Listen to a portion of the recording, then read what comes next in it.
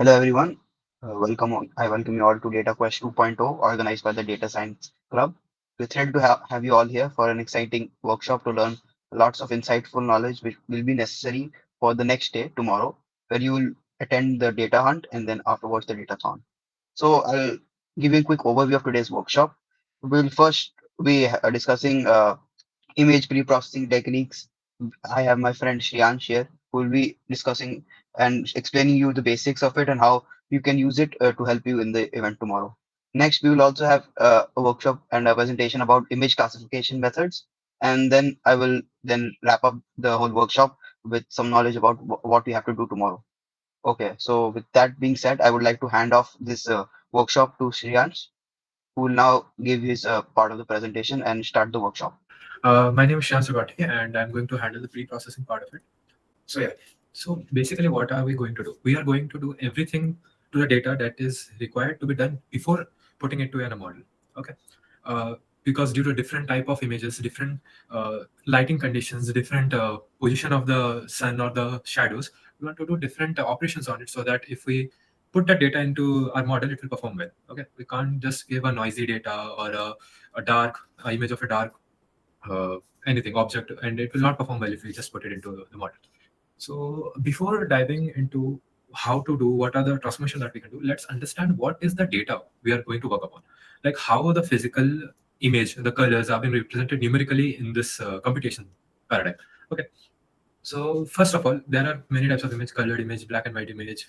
We have many filters like sepia, warm, cold, anything. These are just the colors. Okay, for every pixel, we are denoting that as an array of intensities. Like with the primary colors, we have the primary colors of red, blue, and green. A pixel is represented by array of three values that will represent the intensity of each channel, right over here. If the normal RGB ways, the first pixel, the first number of the array would represent how much intense the red color is, how much intense the second number will represent how intense the second color is, and so on. But due to the different, what you can say, different processes or different applications of that image, we have different color models. So first of all, the most generic one, the RGB, but OpenCV wants to play with it and give it BGR. So it's no different, just the values, the order of the values have been changed. Okay, it's very simple. So here, most of the image processing task has been done in the BGR plane.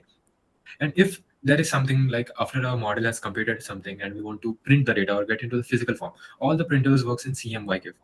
Okay, because this is a subtractive model. All the play between the inks of the printer have to be done in subtractive ways. That's why we are using CMYK model. Mm, That's all. But the most interesting, I would say, the most interesting color model is hue saturation value, because it segregates the color component and the brightness or the intensity component. Because of which, if you want to just play with the colors and if you just play with the intensity separately, we can do it very easily.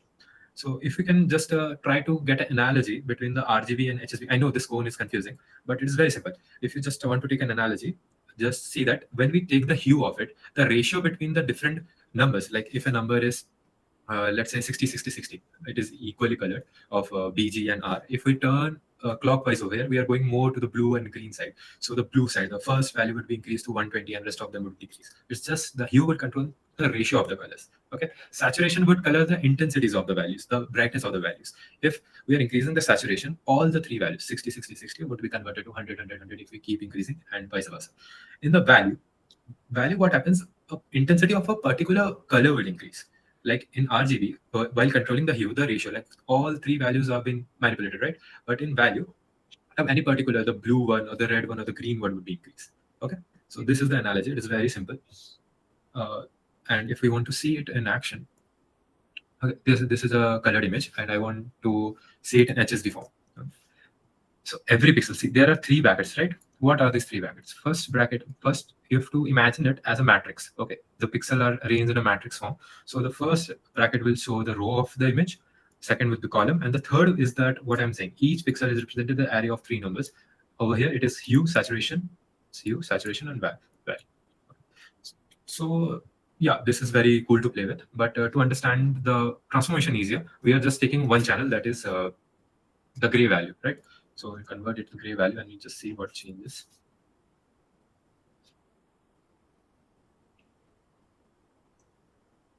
So I think it's too expensive. Yeah. only two brackets are there. Means we have only single channel, that is how bright, how white, or how black it is. So there is no confusion of maintaining three values of for a single pixel. Okay, so we are going to play in grayscale so that everything is pretty much easy to understand. So let's dive right onto the most generic and most common pre-processing technique, that is blurring and sharpening, or in the data science terms you can say it's noise reduction and feature enhancement. So what happens actually? First, let's understand how the calculations are done, how the transformation is done. So basically, it is a matrix. The matrix which computations we want to do, it is represented as a matrix where we do take the weighted average of all the pixels. Okay, like this. If this is my matrix, the Kij is the matrix over here, all the elements of the matrix, and I x plus I y plus j is where it spans. Okay, so we have, it is basically a linear arithmetic. Okay, for each value in my kernel, I will multiply that number with the corresponding image pixel and just take the weighted average for this pixel, for the center pixel. Okay, it's very simple. And for the corners where you may say what to do if we have a corner pixel, we don't have the edges right here. There are many techniques like wrapping or extending the pixel over here, so we don't have to take tension for it. It is very easy. We could just extend it, and we will get the same dimension of the image after applying any transformation. Okay, so let's go for blurring. So what is blurring actually? Blurring is pretty much averaging out in mathematical stuff. If a point if we are applying that matrix in a point, it will take the average of the neighborhoods and set the new pixel as that value, the pixel intensity as that value. It is so just like you can see, we are taking equal participation of all the pixels that it is laying over the matrix is laying over, and we are taking the average of it. By the way, this matrix is known as kernel.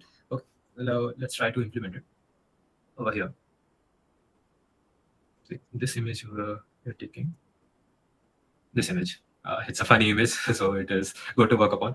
I don't know what they are doing with that bones, but let's try to do the averaging. Okay, so I'm making a kernel of size 4 by 4, and I would show how the kernel size will affect the overall blurring of the image. Okay?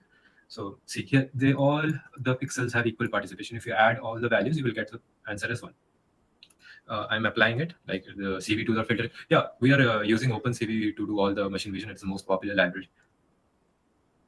Just see, if you can compare the original image and the blurred image, it is kind of smudged. If you can just try to understand in layman terms, we are just merging the image. We are just taking the average of all the intensities and putting it to one value. And I can set the kernel size, and how the kernel size will affect it will grow the participation. Like if for 3x3 matrix, it will just take the first ring of the matrix which we want to put the participation of the first neighborhood. If we increase it, the distance of all the matrices that are going to take part in that averages would increase and increase, and the blurring would be in a less localized space. You can understand. Okay, let's try to implement it and we'll understand. Let's take 10 and 10. And this is the normalization constant. This we have to put just to make the value as 1, or else we can get a value more than 255 that cannot be expressed in 0 to 255 values. See, the blurring has been increased. That's what I'm saying. If we increase the kernel size, the number of pixels that are going to participate in the blurring, in the averaging of that pixel, that center pixel would increase. It will cause less localization. Sometimes it is favorable, sometimes it is harmful. It's very dependent on what type of images we are taking.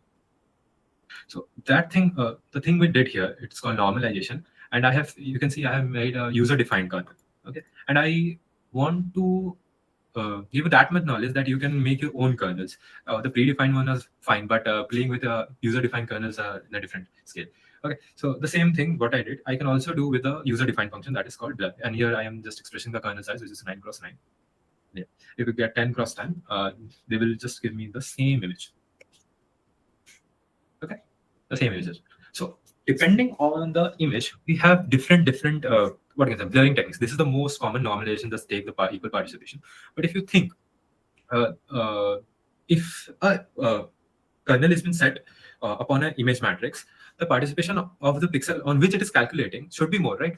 Why should the pixels which are farther than the pixel we are calculating on should have more value, right? They are farther, so their participation should be less. Their involvement to getting the average value should be less, right? So we will get a Gaussian value. It's just a normalization function where if a pixel is nearer to the pixel we are calculating, the value would be more. The participation value would be more. Okay, and this causes the localization problem. This solves the localization problem. What I was saying. This is the medium blur. I'm going to talk about it very sure. So over here, this is the 9x9, so it is pretty hazy. Plus 3. If I get a smaller one, it is not that much blur. The blurring is very much confined in a spatial manner. If you could understand what I'm saying, in a space, the if a pixel is farther from the pixel we are calculating, the participation would be less. Okay, it's so simple.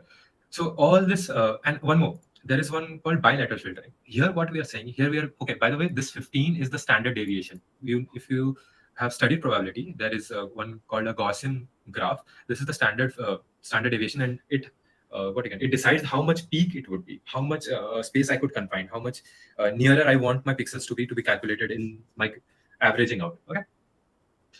So that's all. So in bilateral filtering, what is actually happening? Imagine if a pixel is in the edge, okay, in the edge of an object and the background, though it is nearer, but these two are different images.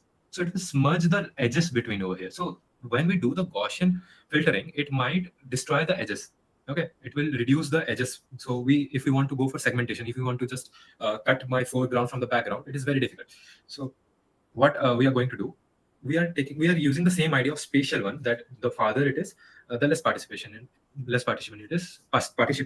is in a intensity frame. Okay, here you can see the intensities are very different. If this is more black, it might be some 100 or something, and it's brighter, so it would be 150. So we would define it like that. If my intensities of the neighboring pixel is also far off, we'll take them as less participation. So this is bilateral filtering. We are applying Gaussian filtering in both what you can spaces, in spatial feature also, in intensity feature also. Okay. Now there is one more. All of these are linear.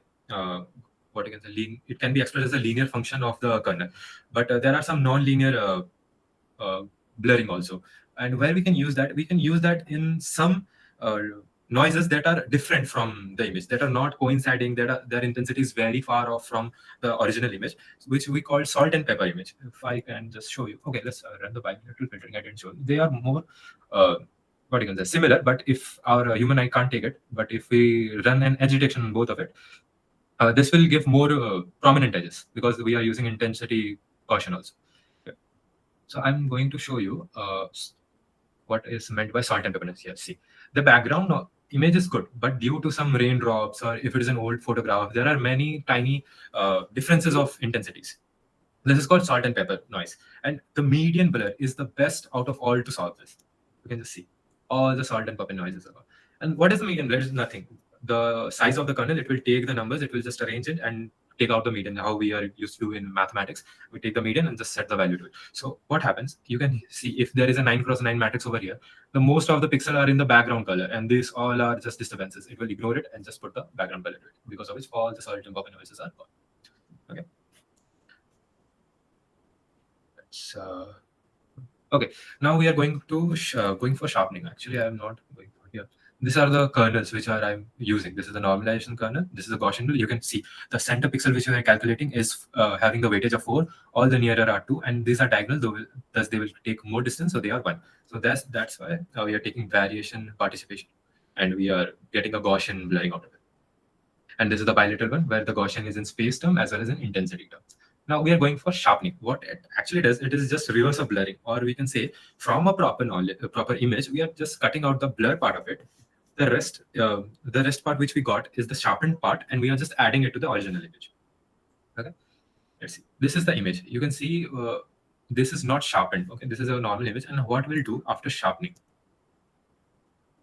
See all the staircase. You can see these are no white lines. All the staircases are just being sharpened. All the edges have been more visible. Here, the dark lines have been turned into light lines.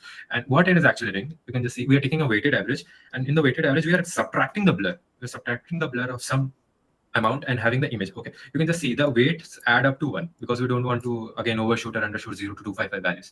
So the more you take these values, like if I take it 10 and I'll take it 9, the sharpening will keep on increasing.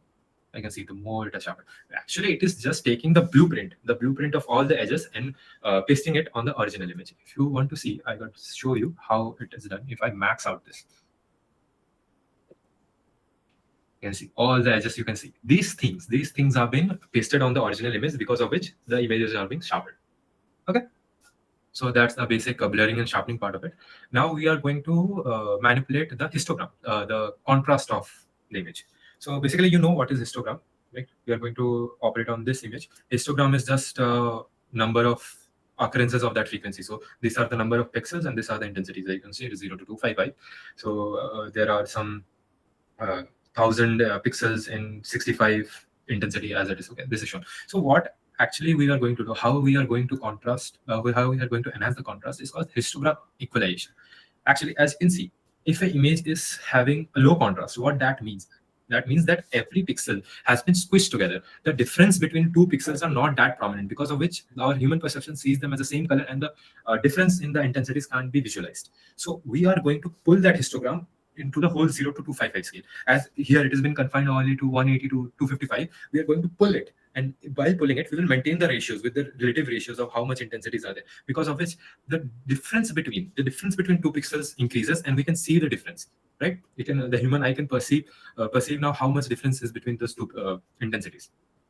As you can see, we are going to do the same thing. And how we do that, we just maintain with a cumulative frequency. It is basically distributing the same ratio in a different bracket. If the ratio over the pixel over here is R1, R2, R3 over 180 to 255, we are going to distribute it between 0 to 255. It is no rocket science. Okay, so here we are going to operate on this image. As you can see, it has very low contrast. It has been captured in some fog or something. So we are not able to make sense of what present in this lower region. And this is, as you can see, this is the darker region are more, and the lighter region obviously less than that, but that has a prominent presence to it. So we are going to do a histogram equalization, and you can see somewhat it has increased. If you can see in the lower branches of here, the brightness has been increased, and we can make prominent there are many more trees behind that. But what about these? These have been more darkened. The noise have been enhanced. So this is the main problem of what you can say, global histogram equalization, because this whole image is not under one lighting condition. The above part has more brighter areas and the bottom part has more darker areas. So if we distribute the ratio like that, it won't make sense, because to make the ratio of darker area consistent, the intensities of the noise also will be increased. Okay, they will be also pushed into the darker side. So it is not a good option. So what is the solution for it? We are just going to break that image into more smaller images. Okay, so because of which we are going to attain localization. Localization means basically trying to get a value, trying to get an operation in a small part of that image rather than whole image. So we are going to make patches of it, and then okay, let's see. This is called adaptive histogram equalization, which improves that quality. It decreases the enhancement of noise. How it does? It just divides the image into small portions and going to run the histogram equalization in that. So in that small image, if it is a darker region, the probability will be distributed in following ways. It will not be according to the lighter region. It will be according to the darker region, so that it is equalized more properly. And one more upgrade to this is contrast limited. It actually limits the amount of pixels that can be above a certain threshold. Like over here, if more numbers of pixels are going to be above the threshold, it will just take it and distribute it among the lower among every class of the pixel. Okay, let us see how it does. It is very magical. Okay, this is the comparison between histogram. The blue one is histogram equalization, and the orange one is the original image. Let's apply Clahe. See, this is the contrast limiting adaptive histogram equalization. We can even see the reads over here, which are not visible over here. How we are doing? We are just making the patches, small patches, and we are applying adaptive histogram equalization. Every time there is a number of pixels that is more than the threshold, we are just distributing it in every bracket. And now, thus, we can achieve it. If you want to see the histogram, as you can see, the green one is the adaptive, it is the Clahe, the contrast limiting. And we can see there is no number of pixels more than 3000. That's how we have clipped the limit. And that's how we have getting so beautiful image. Okay, this is all about threshold equalization, controlling contrast. And now we are going to get into thresholding. Now, thresholding, okay, I have a very good example of how Clahe works. This is a cell, this is a human embryo, and how these two are like very different, right? We are getting more data from you. So let's move up to thresholding. Thresholding is just what you can say, a step-up function. It is just a step-up function, and we can modify the step-up function in different ways. We are taking a threshold. If that pixel is more than threshold, it will just make it to the max value. If it is less than the threshold, it will make the zero value. These two are used to make binary images. What are binary images? Binary images are those images that contain just two intensities, just two values of intensity. Apart from that, if you want to do more modification, there is a truncated version where we will not shoot it to the max value. We will just keep it to the threshold value, and 2 0 and 2 0 inverted, where if values more than the source, more than the threshold, we will keep that as the same intensity, and anything another than that, we'll just shoot it to zero. And this is just the inverse of it. You can see how the different function over here are acting upon the original image and what are the outputs. So these two are mainly used for segmentation. These three also have their particular applications. Now, let's try to do the thresholding or thresholding. Let's take this man's image, and we want to let's say we want to map the facial structure of it, or we want to do some sentiment analysis or anything. So we want to map where is the nose, how is the lips, how are the eyes. So we want to map it. Okay, this is the histogram, how it is. I'm just using the CV2.threshold, and this is my threshold. I'm saying that one if a pixel is more than 120, shoot it up to 255. It is not. If it is not, just shoot it to zero. And this is the function which I'm using, thresh binary. And okay, this we'll do later. So okay, let's try. Okay. Now this thing has a human intervention to it. So anything that has human intervention to has is subjective, right? So we don't know if it is the correct or the most optimum value to segment this. If let's say someone gets to the right threshold value to be 80, you can see the cheeks and the eyes are not very much segregated. If someone said that no, it's 200 the threshold value, you can see the background is coming up to the face, so we are not getting a particular image. So how would I decide a proper threshold value? For that, CV2 has given two optimization techniques. I will say the most popular two optimization techniques, that is called Oates thresholding and triangle thresholding. They will just compute the image and check which pixel value would be greatest, will be the best for the threshold. So Oates thresholding is particularly used when there are two peaks, when the image is dominated by two pixel intensities. In this, what happens? It will pick what can say, pick a intensity where which will segregate the whole histogram into two classes, class 0 and class 1, and the variation between those classes is maximum. What it means, actually, if you understand the mathematical stuff, we are trying to make difference between two classes. We are increasing the differences between two classes, the intensity of that. Okay, that's why we are getting the most what you can say, optimum. And as it is a binary image, because we have converted into a binary image, it is only containing black and white. This contains two peaks, which is one peak at black, which would be more like 0 to 80, and one peak would be at end of it, 200 to 250.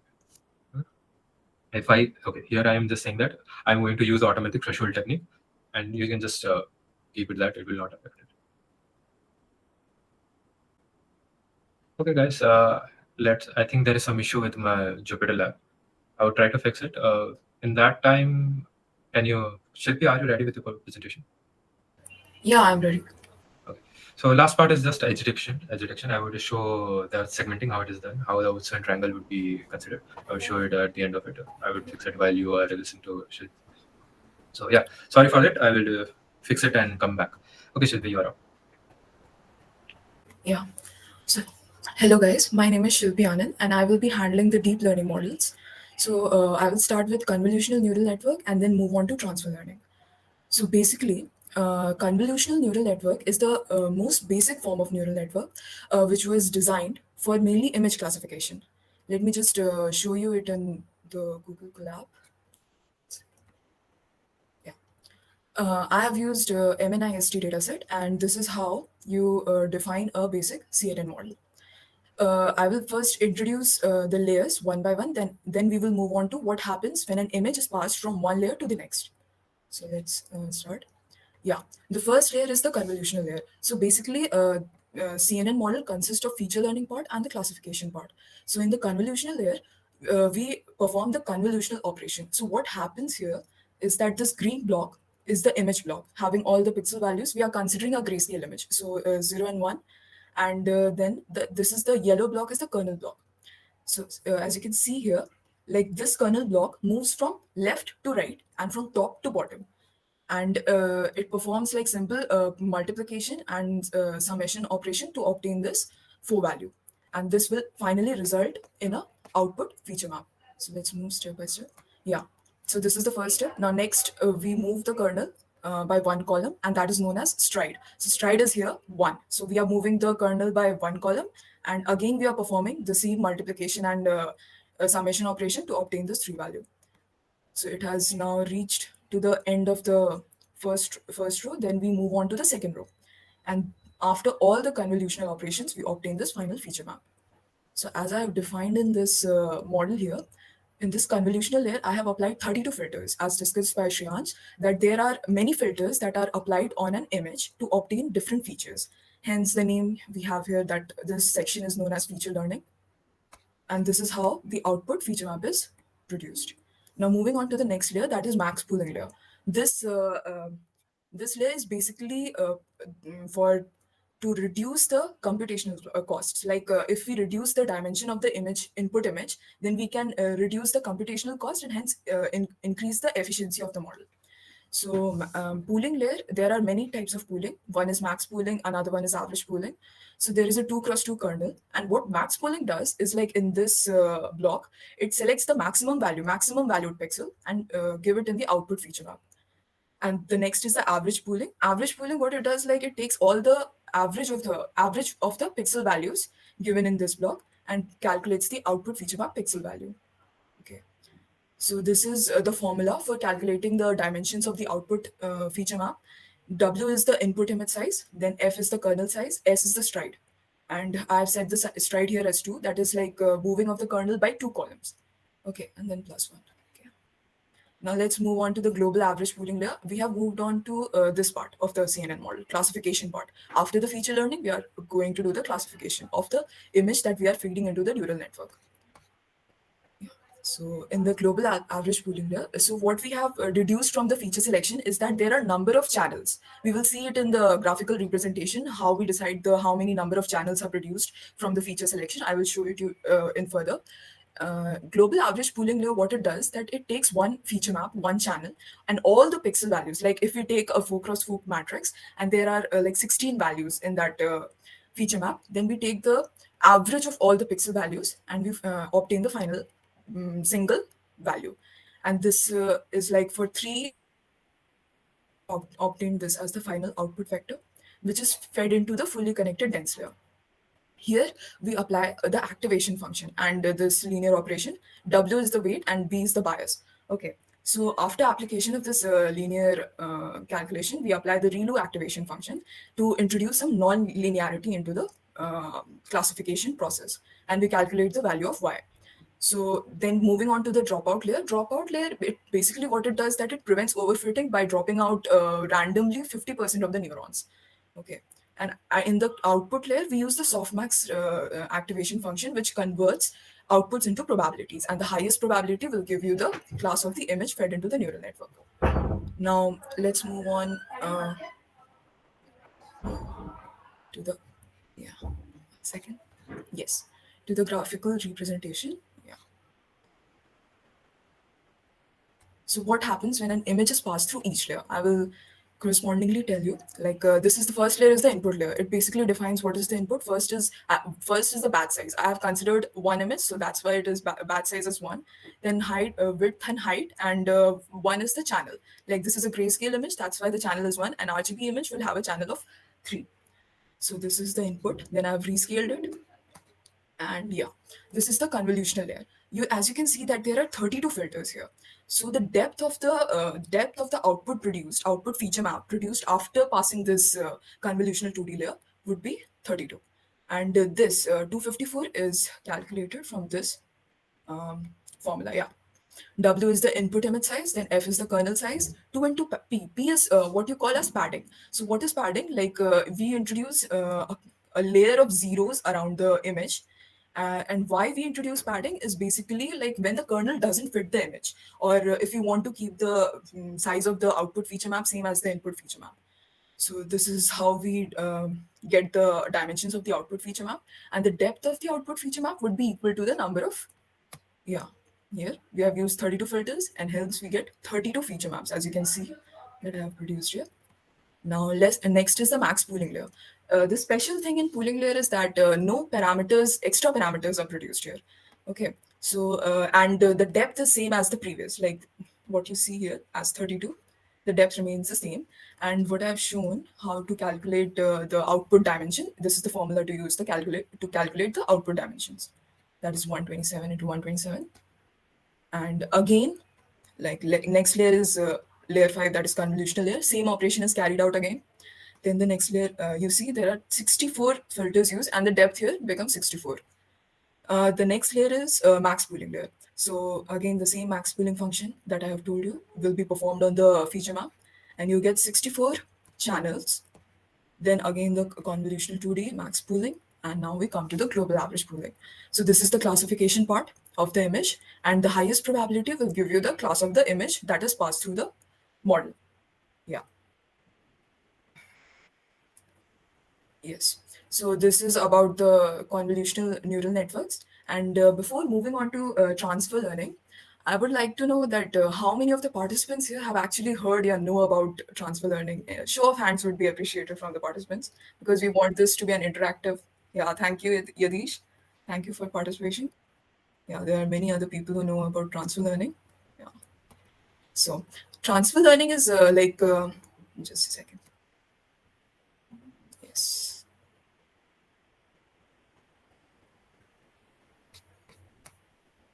Yeah.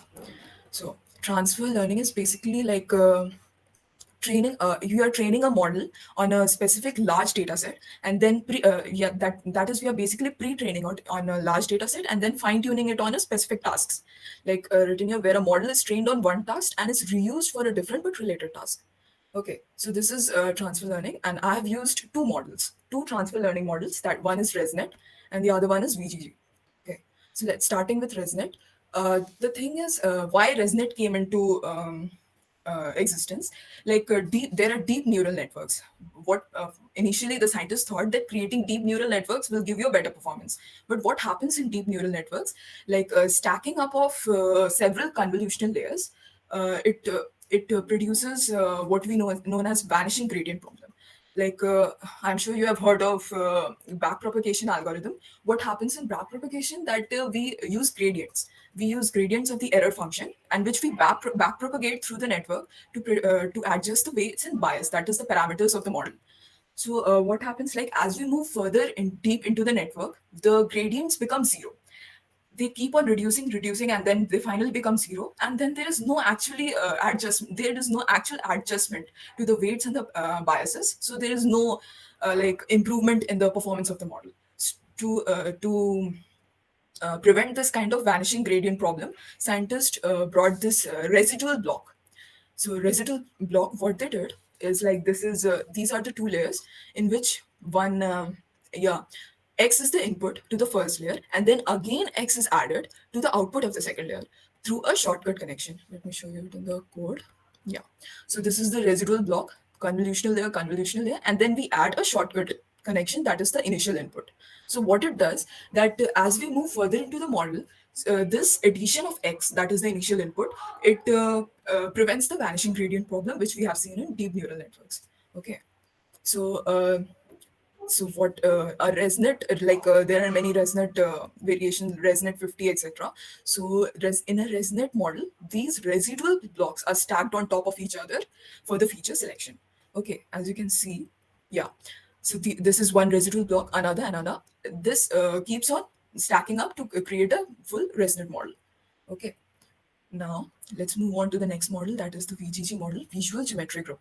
Okay, so this model was brought into existence because uh, let me tell you about, like, 7 cross 7 convolutional layer and 3 cross 3 convolutional layers. The number of parameters in 7 cross 7 convolutional layer are way more. If you perform the calculation using 7 cross 7 convolutional layers, then you will have way more number of parameters, way more number of calculations, and which will decrease the efficiency of the model, and hence increase the computational costs. So what scientists did, like they introduced this stack of 3 cross 3 convolutional layers instead of using one 7 cross 7 convolutional layer. So this stack of 3 cross 3 convolutional layers, what it did, that it reduced the number of parameters, and performance of the model increased significantly. Okay, so this is a model of the VGG60, and how we define it. Yeah. So as you can see, there are stack of 3 cross 3 convolutional layers we have used here, then simple max pooling layer, and this is the classification part of the model. Yeah. So that was it from my side, and hope you enjoyed this presentation. Thank you. Yeah, I left in between. Okay, okay, Some 10 minutes are left. okay. Sorry guys for that Jupiter hang up.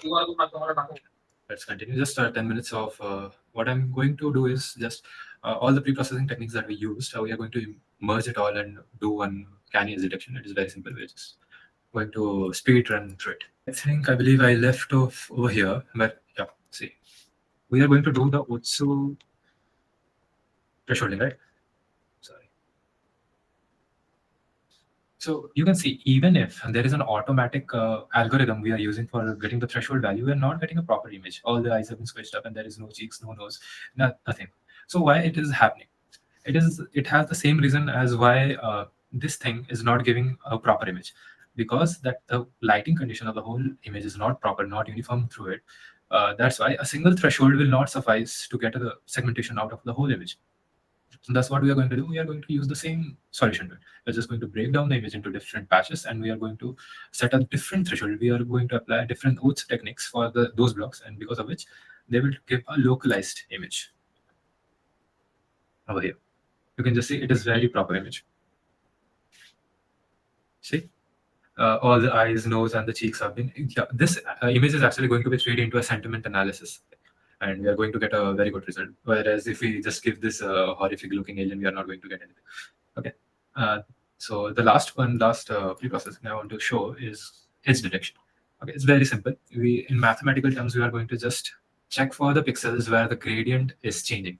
If you know what's mathematical gradient, is just a change of values. Here the values are intensity. This we are going to check the change of intensities. So it's the same image you are going to take. So let's first. Oh yeah, I left out triangle threshold. Triangle threshold is just a upgraded form of Wurzel threshold where it can work independently of many peaks. Like there is a constraint over here that only 2 peaks should be there. In triangle thresholding, it is there is no constraint. There can be multiple peaks. It's just that the global maximum is attached. It is connected with an imaginary line with either of the maximum or minimum of the intensities that is present, and we'll take the intensity which is maximum from this parallel line. Okay, it's very simple. It is the same thing doing maximization of variance. Just due to many peaks, we are taking the global peak as the reference point.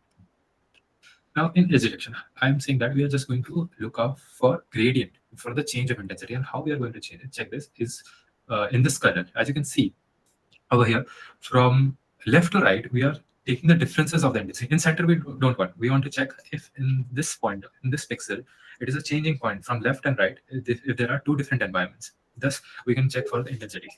For example, here is a black box, and I'm taking 3 pixels, A, B, C. First, let's check C. In C, the left of it is black. Okay, the left of it is black, so it is 0, 0, 0. The right of it is black, 0, 0, 0. So through C, in X direction, and why I'm saying in X direction, I will explain later. Through C in X direction, there is no change of my values. Good. Now let's check for A value. Okay. In A value, as you can see, it is an edge of the black box. In the left side of it, there is white. So it might be 255, 255, 255, and the right side is 0, 0, 0. So in this direction, towards the right side, there is a difference of minus 255. So we can say that the gradient is minus 255. Thus, in the rightward direction through A, the intensity is decreasing. And thus, we can get an insight that this can be an edge. This is the whole understanding of how we can detect an edge. Correct? So if we do the same thing for the B, will it be detected as an edge? Because in the left side, there is -1, 2, -1. It is black. On the right side, it's black. So here, what I said is it is only doing in X direction comes into the play. Because the left and right side of the B is having the same intensities, we cannot detect it as an edge. But it is an edge if we see in the Y direction. So what we do is just get a transpose of this. Okay, like -1, -2, -1, and 1 to 1. In this manner, we can check that light coming from, if we say the Cartesian plane, from positive X direction to negative X direction, we can check for the gradient change. And thus B would be detected as an edge. Okay, so because of this thing that we are having to check for individual axis of gradient, a second kernel called Laplacian came. Laplacian is a double derivative. Like kernel is a gradient, so it must be a single derivative, derivative of degree 1. Laplacian operator came to check for all the directions. It can check if there is a gradient in all the directions. Okay, but the downfall and the Laplacian is a second order differential equation. So yeah, it can detect change of gradient in any direction. But the downside of it is it cannot detect the direction. It can just know that there is a change in this direction, change in that direction. It can check that if the point is a part of gradient change. but it cannot check the direction. Thus, that minus x and minus y are there. So apart from this, there is we are now going to use all the things that we learned before: thresholding, blurring, and sharpening, and we are going to do a canny edge detection. Canny edge detection is a 5-step easy process to get the best edge detection of any image.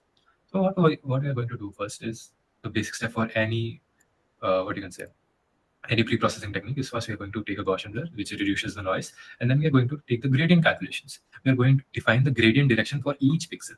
And why we are going to do this? Let's say first I will teach you what is canny Sobel X and Sobel Y. Over here you can see there are two edge detection. Okay, this is the image. Now you can see all the light up images, all the edges. If you can imagine, there is a light bulb from the left side, and you can just flash the projections over there. You can see all the right side. If the light is coming from left to right side, and there is something obstructing, all those images, all those sides have been highlighted. Correct. The same thing if I do the Sobel Y, you can see the image. It feels like the light bulb is in the top, and the light rays are coming down, and thus this image are. But the problem is, though we are seeing this as a good edge detection, if you zoom into it, these are very thick lines, thick blurry lines. This should not suffice the model. It will get confused that because you think it is just a line, but there are many infinite number of thin, small lines over there, which is not good for the model to be processed. And this is the Laplacian over here. This is Sobel X. I've just taken a weighted average of both of them. Basically, I just pasted both of them together to get the whole image. And here is the Laplacian. As you can see, it is a good one because it is making smaller, thin lines. And now we are going to do Sobel. So the main problem, what is the main problem? Is that there is very much noise and we are getting thick lines. So that problem has been solved in canny edge detection. So in the second step where we calculate gradient calculation, so we calculated the gradient of every pixel. We did that because we want to do the non-maximum separation. The process is so simple that if in the direction, if in the way of direction, a pixel is the maximum, is the local maximum, then just keep it. If it's not the local maximum, means its neighbor has some values more than it, you just put it back to 0. Because of which all the thick lines which are not having the local maximum will be squeezed down to a single line. Okay, this would create me smaller lines, more thinner lines. Okay. Now, what is the second problem? That we are getting more noisy lines. If there is a noise, that can be also detected as an edge. Okay, what we are doing is that we are taking first of all taking double thresholding. Double thresholding is just taking a maximum value, maximum threshold, and minimum threshold. Okay. Every line that crosses the intensity of maximum threshold will just shoot it up to 255, and every line which is less than this, the minimum threshold will shoot it down to 0. Now, what is the fate of the lines which are between both of them? And that's where the fifth step, hysteresis, come into place. If a line is in between both the values, but it's a part of a line that is crossing the maximum value in some point, will preserve that line. But if a line is isolated, it is in this line is not connected to any line which is crossing the maximum value, we will remove it. So line AC would preserve, and line B would be vanished. So as you can see, this image of this lady is after non-maximum separation. Okay, all the thin lines are there, but you can see all the noisy lines are also there. Lines are also there. So after double thresholding and hysteresis, we can see all the noise have been deducted. We can do that for here also. This is the heat map just for the human eye to visualize which are the proper edges. And now you can see the canny edge detection. You can see these are single lines, single thin lines where all the edges have been detected. Okay. There are no hazy lines. All lines are proper. All lines are proper, and there are no hazy lines, no noisy lines. Everything that the heat map shows over here, which should be in an edge, can be seen over here. So yeah, that's all for the pre-processing. I think you understand the model before the pre-processing. That's the first thing. Okay, so now I want to just want to observe how many of you get the knowledge I got over here. Gaurav, you can take it on. Okay, thanks. That's all for me. So thank you, Shriansh and Shilpi, for your presentation. I hope everyone has gotten some information that will be helpful for tomorrow's data hunt and data song. So I hope you all had an insightful and engaging time.